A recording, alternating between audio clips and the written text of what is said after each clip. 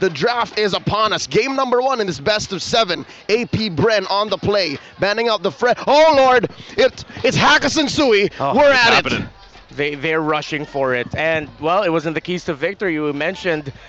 As one of the notes, just continue how they banned out and drafted against Blacklist International, and they're taking away one of the picks here of Renegade, and a great pickup for Edward, the Edith. This Edith was a nightmare, actually, for Echo to face yesterday against Blacklist. But this is AP Bren. Look at the gusto, the bravery. They're really going to give the Matilda, but Blacklist won't even take it. They get to Rizla and Martis. Do you remember the last time that they first picked the Edith and it went in the hands of Ogwin, and he had just had a stellar game and performance? And just, you're wondering how he's catching some people with the onward.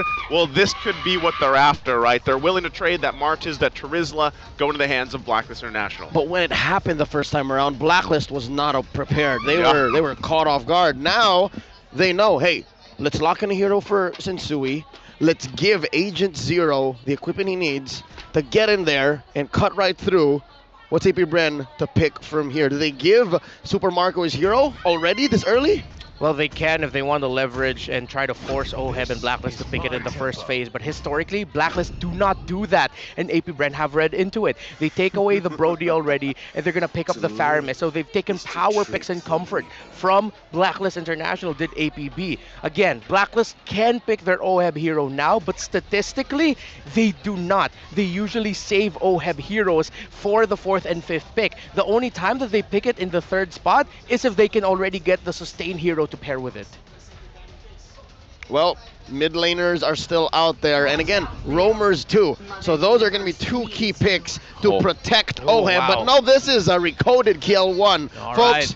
unless you forget, KL1 has been playing out of his mind this past playoffs. No longer is he the once vulnerable and soft-spoken gold laner that needs healing. You know what I love about OHEB's Earthil?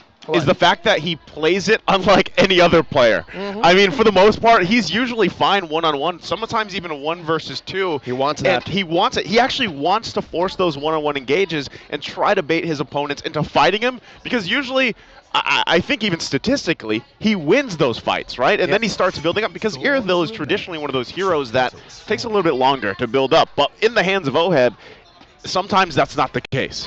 Yeah, Blacklist International can pair it up with an Angela, this Iritha, so AP Bren will take it away. Let's see if AP Bren will either commit the Matilda or the Diggy ban.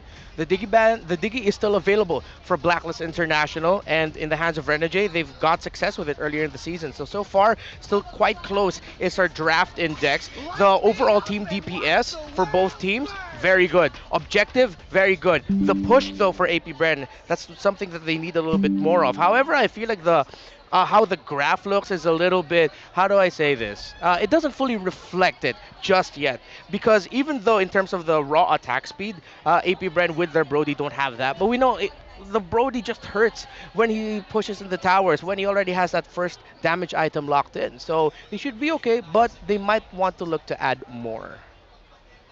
Well, for AP Bren, there's a lot of burst, so we're looking for them to get some sustained damage. It's very right here, right now, or not at all for AP Bren. So they need to find that in the clapback. 2 picks for them after Blacklist gets 1. Looking for one more ban. X-Borg taken out here, out of the equation by Master the Basics. And there goes the Matilda. What's left for the Hitman? Let's see. His traditional roamers are still available. Kufra could be a possible pickup here. The Cho as well. Florin maybe, if they still want to go for the healing route. Yeah. It's rare that or I can't even recall if we saw. No, we didn't. Yeah, we didn't see Renegade pick up an Estes this regular season. So they'll pick up the Valentina. We still don't know what the Hitman is going to be playing. They're really going to be adjusting. Rafaela? Do you think he'd Oh, go Rafaela, that? Do you yes, think too. he'd go that route? Yeah, they've done that. Their reposition, good. Yeah, actually, the Rafaela might be an okay pickup. However, that makes puts a lot of pressure on Yue to be able to make the most out of his Terrifies. The only reason I say that is because, again, when you have that Faramis there, you locked in the Valentina, that's great. You now have your case for another realm as well. But you want to extend that fight a little bit further. You pick up the healing, right? You get, and which right now is Rafaela. That could, because so far, the trend, we've seen a lot of these extensive fights, right? Taking their time, a push and pull, if you will. So that might be a good choice. there's a interesting answer from AP Bren. This is looking like a Dyroth jungle potentially Yep. for Kyle TZ, and then an Arlott EXP lane putting the Edith at the roam. Wow, okay, so they really chased Armor Shred. So it's a different idea. The magic damage isn't completely there for AP Bren. Yes, the Faramis, but it takes a long time. The Edith, you're not really chasing her that much for her damage until later in the game, but they're going for armor, physical defense reduction, and making the most out of the damage of the Brody and the Arlott. Blacklist, what is the roamer here? Kufra's really looking good to me now, but nope, it's that. We mentioned it earlier, it is the Diggy last pick. All right. Master of the basics, digging deep, knowing Coach Ducky's deep, deep hatred of Diggy. It's the bane of his existence, and he's putting it in the hands of the Hitman.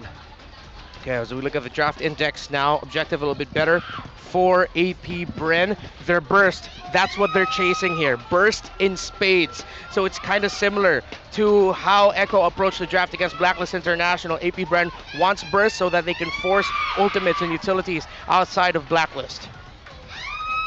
Given the Arlott here, I'd read that as a way for AP Bren to actually try and win bigger fights when they're ready to blast them. Watch out for the Smart Power prediction, folks. At some point in the game, a poll will show up. You only have until the timer runs out to comment your prediction with the hashtag SmartPowers MPLS12. One lucky commenter who guesses correctly will win a redeemable in-game code.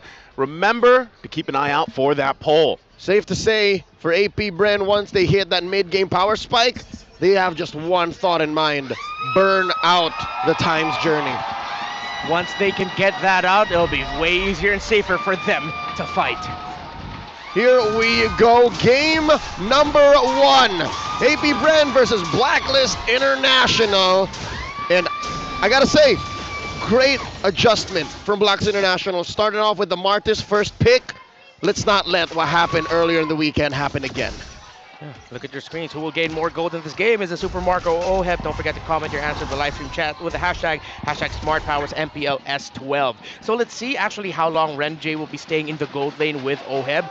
If he's going to be there for a long time, that might actually force Ogwin to park himself with his gold laner over there in the bottom lane, while AP Bren will get the first Lethal Wanderer. So the way I see it for AP Bren, a lot of their condition actually goes not just into team fighting, but how they handle the rest of the map. Of course, we know how the Diggy loves to play, and you play around that kind of ultimate.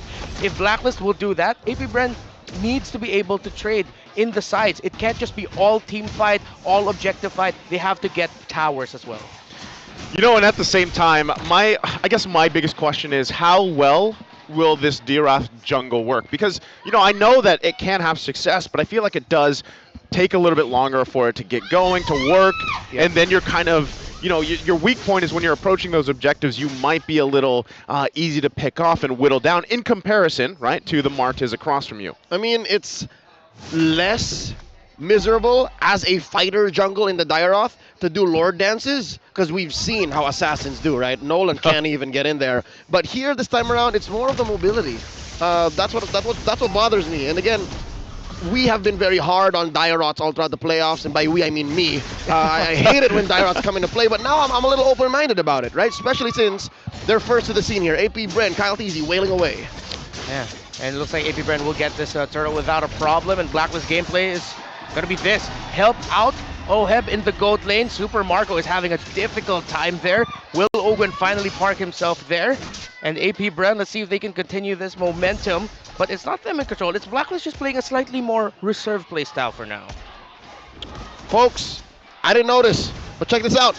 So far, every team that wins the first game in a series wins 6 out of 7 times. I'll take those stats. That's what is that percentage? That's 6 out of 7? 6 out of 7, I'd say that's 80-something. Quick math.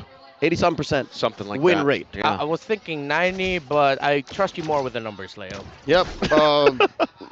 My teacher in grade school said I was great at history, so checks out. Yeah, there's a lot of numbers in history, a lot of dates.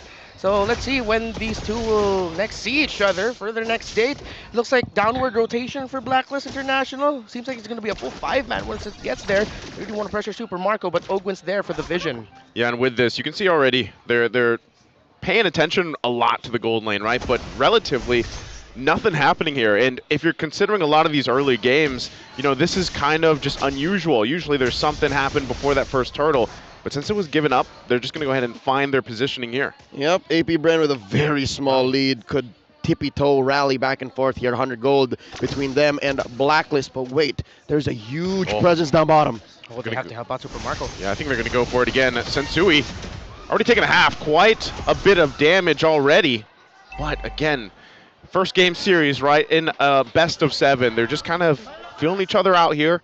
How are things going to unfold? Again, we've got 20 seconds till that next big objective. Yeah, these two teams right now, they have a good understanding of each other's rotations. Let's see if they can commit GTPs. Going to fight for this purple buff. Want to force Sensui out of it. He is at half health, and it's taken. Oh, Kyle Teasy guilty of 1 count. 4 minutes in. Turtle spawning in 3. Okay, so now that means Blacklist International might be a little bit more reserved and cautious with trying to compete for this next turtle. Let's see how they equalize it because now after closing in on 5 minutes, AP Bren is controlling majority of the map. The biggest problem right now really is that gold lane, but Super Marco, kudos to him, he's handling it really well, but Yue, look at him going down. Yeah, so they trade the objective again. As you mentioned, down still in the bottom lane. Really trying to just feed Oheb here for the most part, give him the best early game that he could really have. But like you said, I think Super Marco's doing an outstanding job based with that pressure here. Currently 5 minutes into game number 1, AP Bren building up quite a bit of a gold lead onto Oheb here. What is that, 200, 300 gold between him and Super Marco? Yep. So that's what all of those rotations, all of those little moments that they trade off elsewhere on the map, that's where it's going. All right, the question now is who's going to be able to take or force a fight first, because we're at this point where if you lose a fight here big time, you're going to lose first towers. There's the onward, Sensui. Gonna go ahead and Moral Coil, has the rest of the team here to help him out. Kyle Teasy in the front.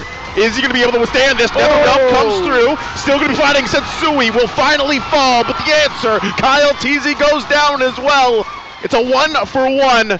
The junglers for each other. Now what do the teams do from there? Okay, so AP Bren can just try to get a little bit more lane equilibrium.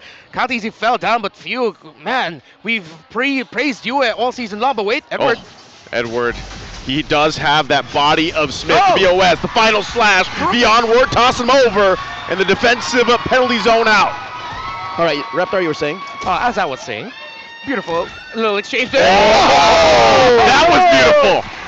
It's okay if you interrupted me, Super Marco. Totally fine. They get another kill up there, but yes, Fuse timing with the Netherrealm, very clutch. 400 gold ahead now, AP Bren. I could have sworn I saw a smile off of Coach Ducky's face as soon as Marco cracked Renegade open. What's the item game looking like, and how do you explain this? Oheb is still up by 500 gold off of Marco despite AP Bren calling the shots the past minute. Well, he was actually able to maximize the gold that you can get from the shielding, and most importantly, that usually means that Oheb was able to maximize the last hits on the minions over Super Marco, which is understandable because Super Marco has just been pressured all game long. Right now, Flap Teasy, the one taking some pressure. Gonna be fine. Final slashes the minions in, clears them out. Turtle secured again for AP Bren. 100% of all of those first half objectives went over to AP Bren, and now we're seeing a major lead. 1,000 gold ahead, 7 minutes in, relatively low kill count game. What's the next move here for AP Bren? Well, at some point they are going to have to find a pick-off or a skirmish somewhere, because Blacklist little by little are doing their traditional things, what they're known for, playing the map game, getting farm for Oheb, as we pointed out the gold lead later. So they're going to need to try and force something, but just be very calculated about it, because right now Blacklist International's lineup with the Martis, that's its biggest threat is its counter punish. All right, well, with that said, we really haven't seen much of a play here from Sensui, and we know what Martis are like, what Martis says are like. They want to snowball, and so far, going into this game, 8 minutes in, 0-1-1, Sensui's yet to pull out anything. Quick push up top, though. The Hitman taking down a turret, and they're looking to trade out down bottom. Tier 2 already, AP Bren. Trading the map here. Edward still 1 versus 3. Got to let go of this tier 2 as well. This is the move from AP Bren to set up for that first Lord here. Flap Teasy on the other side, trying to keep this one together. Going to take some damage. Next wave going to be pushing in. Oheb eyeing this tier 2 turret with Renegade, and they back off. Well, that's what we were pointing out in the draft earlier, even though the push didn't look that good for the side of AP Bren in terms of the draft index, just the raw damage of the Brody alone, even with the damage reduction onto the turret, didn't matter to APB. They were able to get the tower in the bottom lane. And that was one of the keys to victory here for APB. Make sure that you can match or even play the macro game better than Blacklist International. So far, they're able to match it, and because of that sequence, they're a little bit better. About 10 seconds until the Lord spawns, and Tensui almost gets pulled in. So far, this has been a defensive Martise. We've been seeing 9 minutes in. AP Bren approaching the 2,000 gold lead. Mid lane still hasn't been cracked, though. At least Blacklist holding on. And I think these are two teams who really understand the importance of that middle tower. So they rotate very Whoa. quickly. Top side, top side. Oh, again. Super Marco by himself wins that 1v1. And with that number advantage, AP Bren might just give this one a clear go for this Lord.